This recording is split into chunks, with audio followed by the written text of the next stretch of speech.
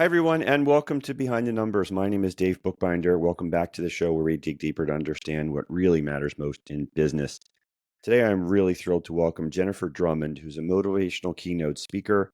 She's a world record holder, and she is the author of the book Break Proof: 7 Strategies to Build Resilience and Achieve Your Life Goals. Jen, welcome to Behind the Numbers. Thank you for having me today. It's a pleasure. This is a long time coming. It's been a while since we scheduled and rescheduled, and I'm thrilled to have you here. And before we jump into what's going to be a fascinating conversation, why don't you just introduce yourself to the audience? Uh, Tell them about your background, who you are, what you do. Yeah, no, so I think I'm most known as being a mom of seven. I started my career in finance, built up a financial service company that offers a platform for investing for individuals. Hired myself out of a job to be a stay-at-home mom. Was in a near-death car accident. Should have died. Luckily, I didn't, which shifted my perspective on life. I got into mountaineering as a bucket list item. That a goal kind of evolved into these different pieces and just recently set a world record. Yeah, that's not your first world record, though, right? Right. But Exactly. Tell the audience a little bit more. You've achieved several records for climbing mountains. Tell us a little bit about it. yeah, no, definitely. So, crazy story about this is when I got into mountaineering in my 40s, I had never slept in a tent before. And I took on a challenge from my son to climb Mount Everest. I took on a challenge from my coach to be the first female to climb the 7 second summits, which are the second highest point on each of the 7 continents. In that pursuit, a lot of the mountains, I was either the third female or the second female or the first woman to do all these combinations. Yeah, and look, there's a lot of metaphors in the mountain climbing and the challenges that you face there and what you're facing in business and talk a little bit about what you're doing on the business side, right? You're helping business owners, entrepreneurs in overcoming challenges in regard to resilience and other things, right? Right. I think one of the biggest things I learned from climbing and building a company is big mountains take big teams. Big goals take big teams. Building a big company takes a big team. And so anytime I'm in this space of I'm feeling exhausted or I'm overwhelmed or I don't have enough time in my day and blah, blah, blah, blah, blah, that's usually because I don't have a big enough team. I'm trying to take on too many of the roles. And so when I learn to lean on others, allow them to be a part of the story and include them, it's so much easier to get to the top of our mountain. Yeah, and so absolutely big teams makes perfect sense there. But tell me something when you're talking with um, the folks that you help to develop. Yeah. Um, and they're sharing their stories and they're giving you their sense of mindset. I mean, do you ever like think to yourself, geez, I climbed all these mountains. You can do this. I mean, how do you convey that to somebody? I'm not trying to suggest what you're hearing on the other side is trivial or insignificant, but Right. geez, relative to what you've been through and what you do, it's got to make you think, right? Yeah, it's really amazing whether you're on the mountain or in a business setting. It is that mindset piece, right? When it comes to mountain climbing, I thought when I first got into it, most people didn't summit because they physically weren't ready. I would say it's very rare that it's not a physical readiness, it's a mental readiness. So when these setbacks, these obstacles, these things that you didn't foresee show up, what is the story that you're writing? And is that story reinforcing something negative, or is it giving you space to have something positive show up, or something where this is just a pivot or a redirect or whatever else like that? So that inner voice and who you're giving the microphone to in your head. Are you giving it to the person that's berating you or shaming you or guilting you? Or are you saying, hey, I might feel that, but is that the only truth? Is that my only option in this situation? And is there another perspective that I can give the microphone to? And maybe it needs to go to the cheerleader or the encourager or like the therapist or so we have all these voices in our head, and For whoever gets sure. the microphone is who we're listening to, and that changes the entire experience. I can share a quick story for everybody that gives the metaphorical reality of it. when we were climbing this section of Everest called the Lhotse Face. The Lhotse Face, for those of you that are listening, is a 3,700-foot vertical wall. It's like being on an outdoor Stairmaster forever, exposed to the elements with no protection and all this stuff. It's everybody's least favorite section of Everest. You just grin and bear it. Well, when we were going through that section, we kind of got into this storm. And when you get into a storm, you change the lenses of your goggles to be able to see depth perception. When you're in a storm, you do not want your sunshades out, right? It's going to make everything too dark and it's going to be hard to see. So you'll switch your lenses to either a pink, orange, or yellow lens. Well, I'm a girl. I like the color pink. So I have a pink lens. So I put this pink lens on my goggles, put them on. We start hiking. And after a little bit of time, I'm kind of losing the fact that we're in a snowstorm and everything looks like cotton candy. I'm like, I'm in a Mm. cotton candy machine. I have this pink stuff floating everywhere and swirling around and blah, blah, blah, blah, blah.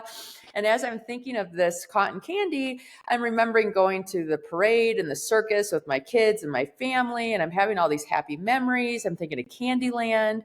And then I'm looking at the rope that I'm attached to, and it looks like a watermelon rind. So now I'm starting to sing the song, Watermelon Sugar High. And like, I'm just lost in la la land because of this monotonous task we're doing, and my brain's playing. Well, after a little bit of like a couple hours of hiking, the alarms went off on all of our devices to remind us to stop, eat, and get a drink. Because you can forget to do that at altitude. Your body doesn't signal those cues. So we stop, we get it, I start to unpack my backpack and I move my goggles up on my head so I can see. And the instant I moved my goggles, it was like a light switch went off. And I looked at my teammates. I'm like, guys, how long have we been in this horrible, cold, crazy snowstorm? Like, this is the worst thing ever. Why are we moving? Like, oh my God. Like, my body temperature, my attitude, my everything went to zero, if not negative, that fast. And my friends on the team are looking at me saying, Jen, what are you talking about? Like, this has been like this for the last 2 hours. Where have you been? I'm like, I've been in a Wow. cotton candy land, enjoying myself, singing songs, warm, happy, having the best time. And it was when we started to move again and get momentum again, I'm like, oh my gosh, our perspective changes the energy we show up, changes the ideas we have, changes how we look at something.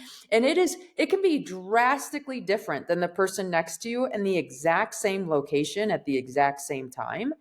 And that just was such a reminder to me, like the rose colored glass story. But it's not, it's not saying like, hey, you're making this time perfect. That's not. It's just you're making the best of what is. And the amount of energy and excitement and joy you're having in that experience is entirely different than somebody's that's picking a different narrative. Oh, yeah, for sure. That mindset piece is just so critical. I talk to a lot of leaders on this program and have done it for quite some time. And the inner critic that people have, that's the voice most of us hear. And the advice I always hear is don't talk to yourself in a way that you wouldn't talk to your closest friend. We're so much harder on ourselves. And I'd love to get your perspective if you could share a tip maybe with the audience and how they could perhaps find a way to shift that perspective when they get into that cycle of negative spiraling, the self doubt, the self talk that just shatters in your brain and has you up at 3 o'clock in the morning. Yeah. I think so many of us are on autopilot. We all get into an autopilot way. So for me in the beginning, what I had to do, because I didn't even realize I was doing it till way late, was set alarms on my phone. So I set an alarm on my phone to go off random times every hour. And when that alarm went off, it was a check in for myself.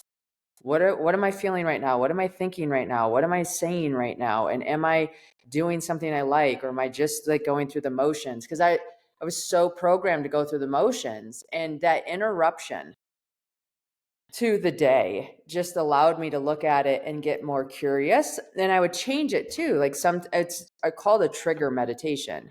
So you could Yeah. say, hey, every single time I touch a doorknob, I need to reflect back. Like, am I doing what I want to do, or what's going on in my head, or how am I talking to myself? Every single time I open the cupboard, every single time, like whatever that is for you, if you trigger something to cause you to stop and become aware, you start becoming aware a lot more often. And then you start figuring out, like, oh my gosh, I'm here. I have to be my biggest cheerleader. And if I don't know how to do that, no one else is going to know how to cheer me either. And I think those triggers allow us to just become more aware. And when we're aware, we can make a change. Yeah, being mindful, being intentionally mindful. I like the idea of setting the alarms and the triggers. That's great. I want to expound a little bit on the Big Mountains Take Big Teams themes because you talk about people over peaks. Why don't you share a little bit on that? Yeah. Okay, so the scenario that this played out with in the mountain is when I went to K2 in 2021, I had a failed attempt. And I had a failed attempt because a teammate died in an avalanche. And when that teammate died in the avalanche, I was given a choice to either continue to climb with another team or go back down and take care of my team. And I remember sitting there thinking, like, what are you asking me? And I'm a day from the summit, and a day from the summit, or 2 days from the summit, and 2 days from the summit, after a multi-week expedition with all the money that you pay and getting all the kids organized and all that kind of stuff. I mean, it's enticing, right? Like, summit fever is there. And when I was running the scenario through my head, I kept telling myself, like, my kids are watching. And whatever I do, I'm demonstrating to them how we show up as humans. And so I said to myself, I can't go up this mountain right now. There's no way. I need to go down and take care of my team and show them that who we are as people is way more important than anything we'll ever achieve.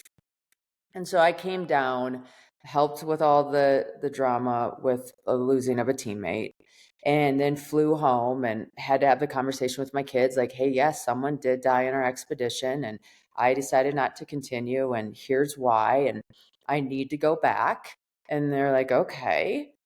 And I mean, just because I did the right thing didn't mean it felt like the right thing the entire time, right? Like, I'll be Yeah. honest with you, like, I was negotiating with my head, like, was that right thing? Like, that person was already dead. My kids now miss more weeks with me. Like, did I make the right choice? Just because you make the right choice doesn't mean it feels 100% right. Especially in moments of doubt or frustration or whatever, when other challenges come. But it came full circle, and I think all of us have a story that will come full circle when we give it enough time to play out. So I turned around, I'm training for K2 again. I get a call a couple weeks before it's time to go back in 2022. And this call was, hey, I've been training for the mountain. I don't have the resources to make it happen. Can you help? And I said, 100%, like, join my team. We'll figure this out. Sounds perfect.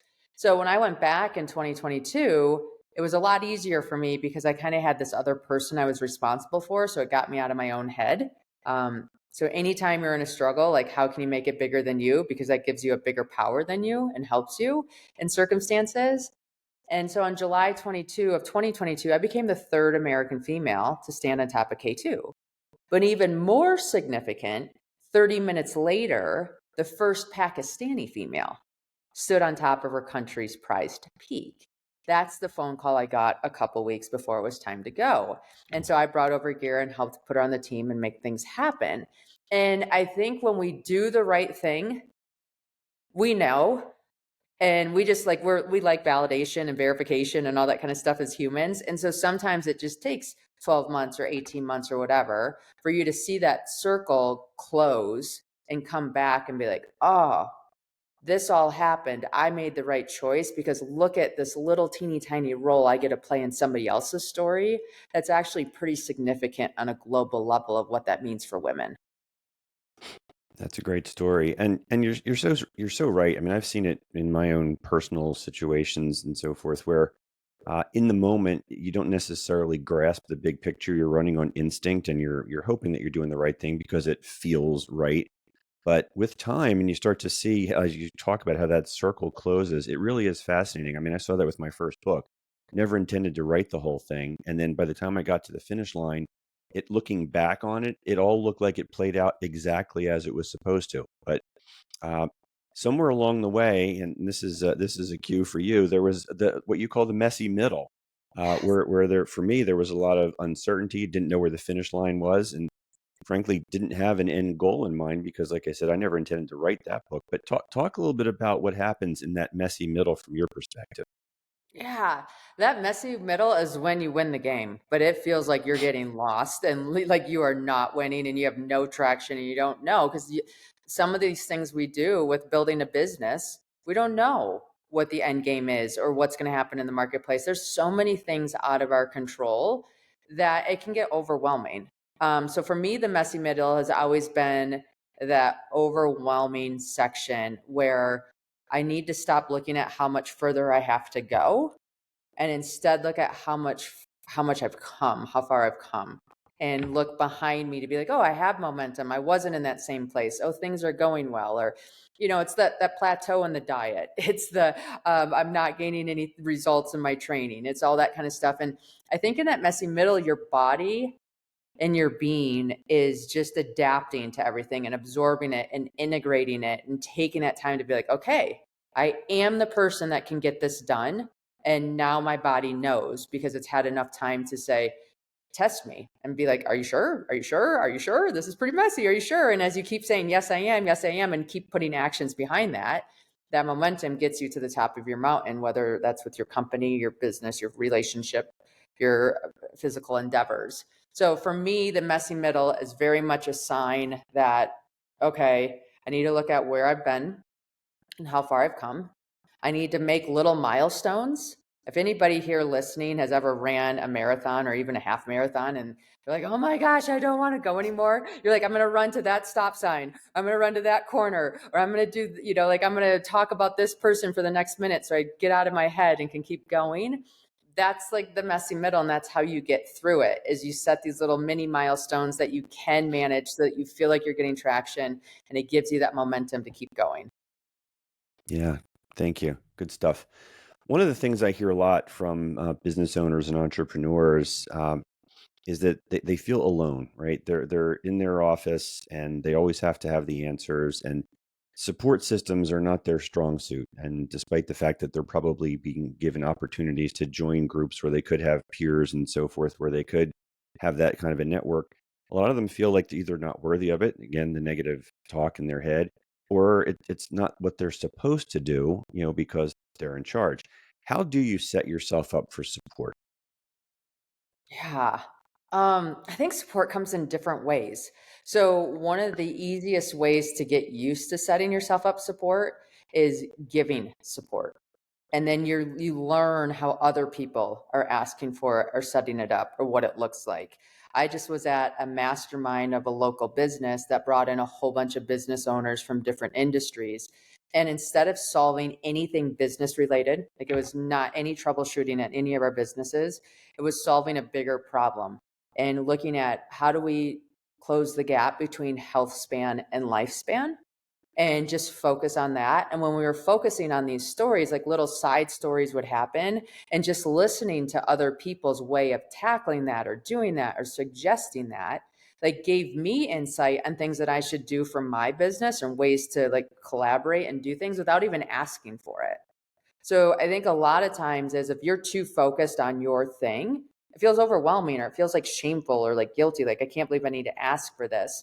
You need to get out of that story and get into a different one that allows you on a level playing field, because just by interacting with others or problem solving something else, you're going to learn what you're really trying to do internally, and that's going to spill over. Yeah. So, Jen, in the book, I know you talk about being fully committed or don't climb the mountain, and you also talk about when you need to understand when it isn't your mountain. Maybe if you wouldn't mind, can you unpack both of those things? Yeah. I remember taking a private plane with one of my girlfriends because her husband had to do it for work or something. And we rode with him and got to go shopping for the day. And then we flew home. Like I dropped my kids at school, went shopping in another state, came home before they got back from school. And I was like, this is amazing. Like, oh my gosh, I want a private plane so bad. I'm going to get my pilot's license. And, so like I'm driving to my first pilot's class. I like literally have this song like Kokomo, like Aruba, Jamaica, ooh, I'm going to take you. And I have like, I'm thinking of beaches and like all this sexy, beautiful stuff. I show up for my flight lesson and it's an hour and a half a checklist. We do all these things. We get up in the air. The entire time we're in the air, we're looking at where would we land if something went wrong. And like it was the thought of what it was and the reality of what it was as far polar opposite as it could be. And finally, after it was time to take my test, to like get the final things going, I had to call my insurance company. And my insurance company's like, okay, well, here's your premiums now. I'm like, what? Like, yeah, no, this is a high risk activity. Like, this is how much it's going to cost you. And I'm sitting there running back through my mind, like I'm like, I don't even like the checklist. I don't like when I have to scan the environment for where I land when something's wrong. It's really hard for me to shut that programming off. So when I go home to 7 kids, I'm scanning the environment for something that's wrong. Not a healthy way to raise a family. And just like all these little things along the way that I'm like, I don't even want to do this. Like, no, I'm done. I'm done. And being done there and saying like, hey, this isn't my mountain, this isn't my story, this isn't what I want to do. I know because I tried it, I experienced it, I gave it a fair shot, and it still wasn't what I wanted to do. So instead of continuing to do that, I gave myself permission to use that energy and pursue something else. So I think when we're really honest with ourselves, we know when we're quitting early and we know when this isn't our mountain, and having the courage to say, okay, I went this far, it's not my mountain, I'm turning around. And the importance of committing to the commitment. This is a lesson I learned really early on, and I'm so grateful I got it. Not grateful how I got it, but grateful I got it. I graduated from college a year early. Like I thought we went to college to get a job. I got offered this job. I was so excited. I thought my parents were going to be so thrilled. And my parents were not as thrilled as I thought they would be. Like, okay, well, if you're graduating, whatever job you take, like you need to stay there for a year no matter what, because you're young and you don't want to look like a dumb blonde that doesn't hold a job down, even though she has a degree. And, like all this parent advice. I'm like, Right. of course I'm going to stay there for a year. I got this job. It's amazing. I'm a financial advisor. So I graduate from college early. I take this job. I remember showing up for my first day, and this lady showed me around the office, and then she shows me this room with a ton of phone books and like phones and chairs. She's like, well, I think you're going to be over here, but we'll have to wait till your manager comes in. And I look at her, I'm like, oh, no, I'm like the financial advisor. I'm not call center. I think you might have me in the wrong spot. And she's like, honey, how do you think a financial advisor gets your clients? You're calling. And I don't know why I never put the two together or never asked those questions, or I mean, I was young and dumb, right? Like I don't know. And so for like my first 2 weeks of this job, I'm smiling and dialing for 5 to 7 hours a day. We work 12-hour days. And so you got some training in between these call sessions that you just hammered phone books. And I would go home every day sobbing. Like, oh my gosh, I can't believe how many times I got hung up on or told no to, or this is terrible, or blah, blah, blah, blah, blah. So much so that I called the college I graduated from. I said, hey, this is Jenn Drummond. I graduated. I was kidding. I don't want to graduate. I want to come back. Can you like get me back into classes? And they're like, Jenn, we can't. You graduated. We can do something maybe at semester, but like session started, da da da da da. You're graduated. Well, I wasn't calling my parents, like 0% chance. So I went to the store, bought a calendar, circled 365 days. And I was like, all right, I'm here for 365 days and then I'm going to find a new job. And so I can either suffer for those 365 days, or I can figure out how to make this work to my advantage. And when you commit to the commitment like that, like, hey, I'm committing for 365 days, now my energy isn't being wasted on how do I get out of this activity. My energy is being utilized at how do I make the most of this and what can I do and blah, blah, blah, blah, blah.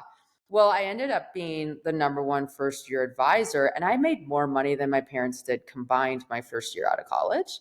And I learned to like it because I learned how to turn like these hangups and these no's into dollars. I realized like every single time I got a hold of somebody and they said no, it was really $20 because when the person that said yes, like I averaged that out of how many calls. I'm like, hey, I can call all day long. You can tell me no for $20. Fine, we're good.